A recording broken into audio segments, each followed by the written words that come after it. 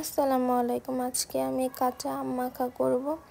এর জন্য আমি এখানে একটি আম নিয়ে নিয়েছি। আমটাকে সুন্দর করে ধুয়ে ফ্রেশ করে এরপরে নিয়েছি।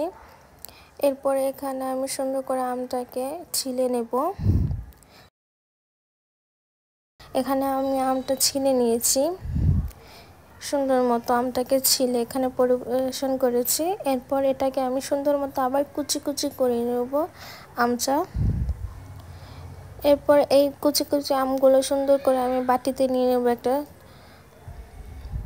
বাটিতে নেওয়ার পর এটাকে আমি সুন্দর করে লবণ মরিচে মাখানো মশলাটা এখানে আমি অ্যাড করে দেব। এখানে আমি শুকনো মরিচ আর মরিচের গুঁড়ো আর লবণ মিক্স করে নিয়েছি, সেটা আমি আম মাখার মধ্যে ব্যবহার করব। চিনি ব্যবহার করব না, অনেকে চিনি ব্যবহার করে।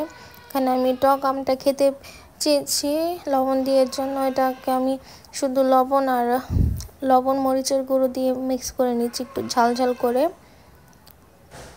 ভালো করে হাত দিয়ে মাখিয়ে নিয়ে এরপর এটাকে রেডি করে নেব। খুব সহজ প্রকৃতিতে আমটা মাখা করেছি, আপনারা চাইলে করতে পারেন।